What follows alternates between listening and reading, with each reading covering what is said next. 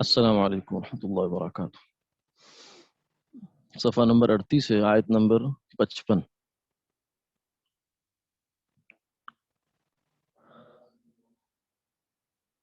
پانچویں نعمت، جب موسیٰ علیہ السلام نے کوہ طور سے تورات لا کر دی کہ یہ اللہ تعالیٰ کی کتاب ہے، تو بعض گستاخ لوگوں نے کہا کہ اللہ تعالیٰ خود ہم سے کہہ دے کہ یہ ان کی کتاب ہے، تب ہم یقین کریں گے۔ یعنی اس میں دیکھنے کی بات یہ ہے کہ نبی سے بڑھ کر تو کوئی ہستی نہیں ہوتی جس پر یقین کیا جائے، اعتماد کیا جائے، لیکن ایک نبی موجود ہیں اور وہ کہہ رہے ہیں کہ یہ اللہ کی طرف سے کتاب آئی ہے، لیکن اس کے باوجود بھی نہ ماننے والوں نے نہیں مانا۔ انہوں نے ماننے کے لیے ایسی شرط رکھ دی ہے کہ گویا کہ نہ ماننا جائے۔ تو اس لیے موسیٰ علیہ السلام سے یہ کہہ دیا، بلکہ جو ہے وہ موسیٰ علیہ السلام نے باذن الہی فرمایا کہ کوہ طور پر چلو، یعنی اگر تمہیں یہ تصدیق مطلوب ہے کہ یہ واقعتاً اللہ کی کتاب نہیں ہے، کتاب ہے، تو پھر اس کا طریقہ یہی ہے کہ کوہ طور پہ چلو، جہاں مجھ سے اللہ تعالیٰ ہم کلام ہوئے وہاں تم سے بھی ہو جائیں گے۔ تو موسیٰ علیہ السلام نے باذن الہی فرمایا کہ کوہ طور پر چلو، یہ بات بھی ہو جائے گی۔ بنی اسرائیل نے اس کام کے لیے 70 آدمی منتخب کر کے موسیٰ علیہ السلام کے ساتھ کوہ طور پر روانہ کر دیے۔ وہاں پہنچنے پر اللہ تعالیٰ کا کلام ان لوگوں نے خود سنا، تو اس وقت اور بات بنائی کہ ہم کو تو کلام سننے سے قناعت نہیں ہوتی، خدا جانے کون بول رہا ہوگا، اگر خدا کو دیکھ لیں تو بے شک مان لیں۔ اس بات کا تذکرہ اس آیت کے اندر ہے۔ اعوذ باللہ من الشیطان الرجیم، بسم اللہ الرحمن الرحیم۔ وَإِذْ قُلْتُمْ يَا مُوسَى لَن نُؤْمِنَ لَكَ حَتَّى نَرَى اللَّهَ جَهْرًا فَأَخَذَتْكُمُ الصَّاعِقَةُ وَأَنْتُمْ تَنظُرُونَ ثُمَّ بَعَثْنَاكُمْ مِنْ بَعْدِ مَوْتِكُمْ لَعَلَّكُمْ تَشْكُرُونَ۔ ترجمہ، اور جب کہا تم نے اے موسیٰ ہرگز ہم یقین نہ کریں گے، لن نؤمن لکا تجھ پر، حتیٰ یہاں تک کہ نر اللہ دیکھ لیں ہم اللہ کو، نرا ہم دیکھ لیں اللہ، لفظ اللہ کو، جہرتاً اعلانیہ، کھلا بالکل واضح فأخذتکم پھر پکڑ لیا تم کو، الصاعقۃ بجلی کی کڑک نے، وانتم اور تم لوگ تنظرون دیکھ رہے تھے، ثم بعثناکم پھر زندہ کر اٹھایا ہم نے تم کو، من بعد موتکم تمہاری موت کے بعد، لعلکم تشکرون شاید کہ تم احسان مانو۔ اور وہ زمانہ یاد کرو جب تم لوگوں نے یوں کہا کہ اے موسیٰ ہم تمہارے کہنے سے ہرگز نہ مانیں گے کہ یہ اللہ تعالیٰ کا کلام ہے، یہاں تک کہ ہم خود اللہ تعالیٰ کو اعلانیہ طور پر دیکھ لیں۔ سو اس گستاخی پر تم کو آ لیا بجلی کی کڑک نے، اور تم اس بجلی کا آنا آنکھوں سے دیکھ رہے تھے، پھر تم لوگ بجلی سے مر گئے۔ موسیٰ علیہ السلام نے اللہ تعالیٰ سے عرض کیا کہ بنی اسرائیل ویسے ہی بدگمان رہتے ہیں، اب وہ یہ سمجھیں گے کہ میں نے ان کو لے جا کر کسی تدبیر سے ہلاک کر دیا ہے، مجھ کو اس تہمت سے محفوظ رکھیے۔ چنانچہ اللہ تعالیٰ نے اپنی رحمت سے پھر ان کو زندہ کر دیا، پھر ہم نے موسیٰ علیہ السلام کی دعا سے تمہارے مر جانے کے بعد تم کو زندہ کر اٹھایا، شاید کہ تم احسان مانو گے۔ چھٹی نعمت، ابر اور من و سلوہ۔ ابر کہتے ہیں بادل کو، من و سلوہ یہ خاص نعمتیں تھیں۔ بنی اسرائیل کا اصل وطن ملک شام تھا، یعقوب علیہ السلام وہیں تھے۔ حضرت یوسف علیہ السلام کے زمانے میں مصر آئے تھے اور یہاں ہی آباد ہو گئے تھے، اور ملک شام میں عمالقہ نامی قوم کا تسلط ہو گیا۔ فرعون جب غرق ہو گیا اور یہ لوگ مطمئن ہو گئے اور مصر میں رہتے ہوئے کچھ وقت گزر گیا، تو اللہ تعالیٰ کا ان کو حکم ہوا کہ عمالقہ سے جہاد کرو اور اپنی اصلی جگہ کو ان کے قبضے سے چھڑا لو۔ بنی اسرائیل اس ارادہ پر مصر سے چلے اور عمالقہ کے حدود میں پہنچ کر جب ان کے زور و قوت کا حال معلوم ہوا تو ہمت ہار بیٹھے اور جہاد سے صاف انکار کر دیا۔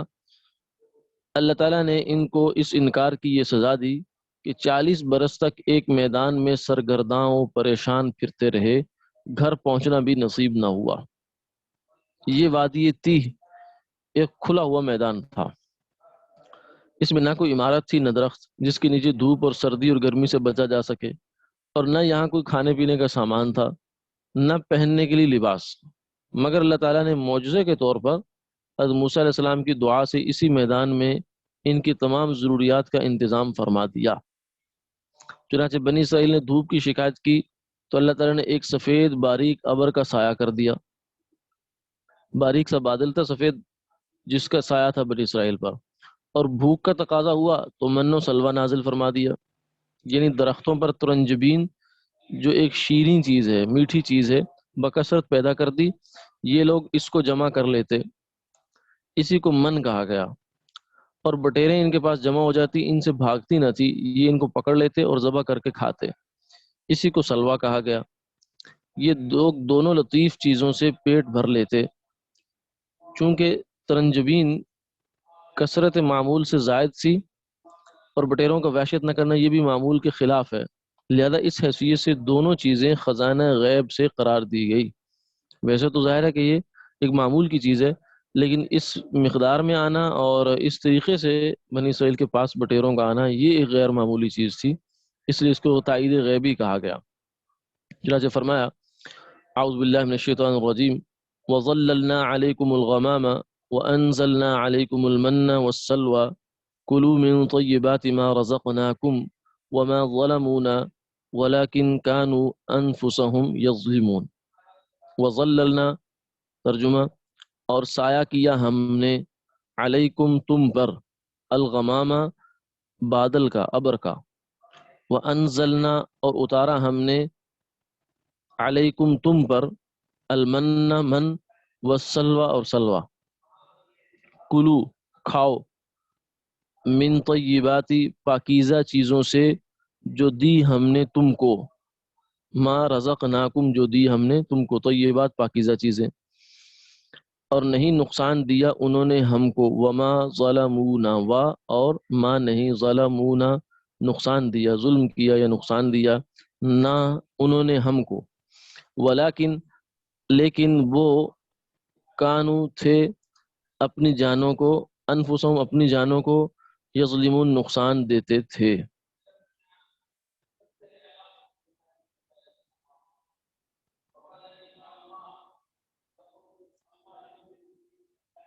تفسیر، اور سایہ فگن کیا ہم نے تم پر ابر کو میدان تی میں، اور خزانہ غیب سے پہنچائی ہم نے تمہارے پاس ترنجبیوں اور بٹیریں،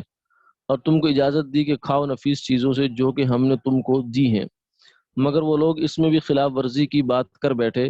کہ ذخیرہ اندوزی سے منع کیا گیا تھا لیکن وہ کرنے لگے، اور اس سے انہوں نے ہمارا کوئی نقصان نہیں کیا لیکن اپنا ہی نقصان کرتے رہے۔ ساتویں نعمت، کھانے پینے کی مطلوبہ چیزیں ملنا۔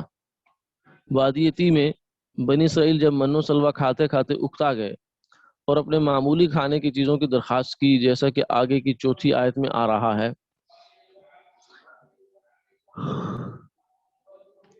تو ان کو ایک شہر میں جانے کا حکم ہوا تھا کہ وہاں کھانے پینے کی اور معمولی چیزیں ملیں گی، سو یہ حکم اس شہر کے اندر جانے کے متعلق ہے۔ اس میں داخل ہونے کے وقت قولی اور فعلی ادب اختیار کرنے کو کہا گیا اور اس کی تفصیل ذکر کی، اور اندر جا کر کھانے پینے میں توسیع کی گئی۔ چنانچہ فرمایا وَإِذْ قُلْنَا ادْخُلُوا هَٰذِهِ الْقَرْيَةَ فَكُلُوا مِنْهَا حَيْثُ شِئْتُمْ رَغَدًا وَادْخُلُوا الْبَابَ سُجَّدًا وَقُولُوا حِطَّةٌ نَغْفِرْ لَكُمْ خَطَايَاكُمْ وَسَنَزِيدُ الْمُحْسِنِينَ۔ وَإِذْ قُلْنَا اور جب ہم نے کہا، ادخلوا داخل ہو، هذه القرية اس شہر میں، هذه یہ القریہ بستی شہر، اس شہر میں داخل ہو، فَكُلُوا اور کھاتے پھرو، منہا اس میں سے، حیث جہاں، شئتم تم چاہو، راغدن آزادی سے، وَادْخُلُوا الْبَابَ اور داخل ہو دروازے میں، سجدن جھکے جھکے، وقولوا اور کہتے جاؤ، حطۃ بخش دے بخش دے تو ہم معاف کر دیں گے، نغفر لکم معاف کر دیں گے، لکم تمہارے لیے، خطاياكم تمہاری خطائیں، وسنزيد المحسنين اور ہم زیادہ بھی دیں گے نیکی کرنے والوں کو، وسنزيد اور زیادہ دیں گے ہم المحسنین نیکی کرنے والوں کو۔ تفسیر، اور وہ زمانہ یاد کرو جب ہم نے حکم دیا کہ تم لوگ اس شہر کے اندر داخل ہو، پھر کھاؤ اس کی چیزوں میں سے جس جگہ تم رغبت کرو آزادی سے، اور یہ بھی حکم دیا کہ جب اندر جانے لگو تو دروازہ میں داخل ہونا عاجزی سے جھکے جھکے، اور زبان سے یہ کہتے جانا کہ بخش دے تو ہم معاف کر دیں گے تمہارے لیے تمہاری پچھلی خطائیں، ہمارا یہ وعدہ تو سب کے لیے ہے، اور اس پر مزید ہمارا وعدہ یہ ہے کہ دل سے نیک کام کرنے والوں کو ہم اور دیں گے۔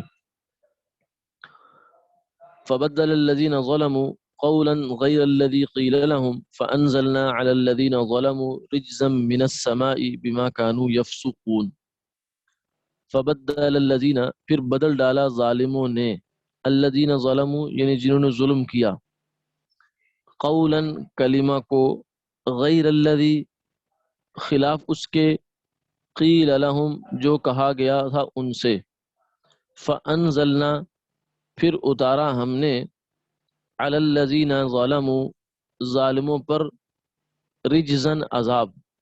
من السماء آسمان سے، بما کانوا اس وجہ سے کہ وہ، یفسقون حکم عدولی کرتے تھے۔ تفسیر، سو بدل ڈالا ان ظالموں نے ایک اور کلمہ جو خلاف تھا اس کلمہ کے جس کے کہنے کا ان کو کہا گیا تھا، یعنی ان سے کہا گیا تھا کہ حطہ یعنی بخشش دے کہتے داخل ہونا، حطہ لفظ ہے، اس کا مطلب تھا کہ ہمیں بخش دے معاف کر دے، وہ اس کی جگہ حبۃ فی شعیرۃ یعنی مذاق اڑایا اس بات کا، حبہ یعنی جو کے درمیان غلہ، جو کے درمیان دانہ، یہ کہتے ہوئے داخل ہوئے۔ اس پر ہم نے ان ظالموں پر طاعون کی ایک سماوی آفت نازل کی، اس وجہ سے کہ وہ حکم عدولی کرتے تھے۔ 8ویں نعمت ہے پانی کے چشمے عطا فرمانا۔ وَإِذِ اسْتَسْقَىٰ مُوسَىٰ لِقَوْمِهِ فَقُلْنَا اضْرِب بِّعَصَاكَ الْحَجَرَ فَانْفَجَرَتْ مِنْهُ اثْنَتَا عَشْرَةَ عَيْنًا قَدْ عَلِمَ كُلُّ أُنَاسٍ مَّشْرَبَهُمْ كُلُوا وَاشْرَبُوا مِن رِّزْقِ اللَّهِ وَلَا تَعْثَوْا فِي الْأَرْضِ مُفْسِدِينَ۔ اور جب وَإِذِ اسْتَسْقَىٰ مُوسَىٰ اور جب پانی مانگا موسیٰ علیہ السلام نے، لِقَوْمِهِ اپنی قوم کے واسطے، فَقُلْنَا تو ہم نے کہا، اضرب مار، بعصاک اپنے عصا کو، الحجر پتھر پر، فانفجرت تو پھوٹ نکلے، منہ اس سے، 12 12 عیناً چشمے، قد علم پہچان لیا، قد علم یہ ماضی کا صیغہ ہے، پہچان لیا، کلو ہر ایک، اناسن قوم نے، ہر قوم نے، مشربہم اپنا گھاٹ، مشرب گھاٹ کو کہتے ہیں، ہم ضمیر ہے، ہر قوم نے اپنا گھاٹ پہچان لیا، کلو کھاؤ، وشربو اور پیو، من رزق اللہ اللہ کے رزق سے، ولا تعثوا اور مت نکلو حد سے، فی الارض زمین میں، مفسدین فساد مچاتے ہوئے۔ تفسیر، اور وہ زمانہ یاد کرو جب وادی تیہ میں قوم کے پانی طلب کرنے پر حضرت موسیٰ علیہ السلام نے پانی کی دعا مانگی اپنی قوم کے واسطے، اس پر ہم نے موسیٰ علیہ السلام کو حکم دیا کہ اپنی اس عصا کو فلاں پتھر پر مارو، اس سے پانی نکل آئے گا، بس عصا پتھر پر مارنے کی دیر تھی، فوراً اس سے 12 چشمے پھوٹ نکلے، اور بنی اسرائیل کے بھی 12 ہی خاندان تھے، چنانچہ ہر قوم یعنی ہر خاندان نے اپنے پانی پینے کی جگہ معلوم کر لی، اور ہم نے یہ نصیحت کی کہ کھانے کو کھاؤ اور پینے کو پیو، اللہ تعالیٰ کے رزق سے اور حد اعتدال سے مت نکلو، فساد و فتنہ کرتے ہوئے سرزمین میں۔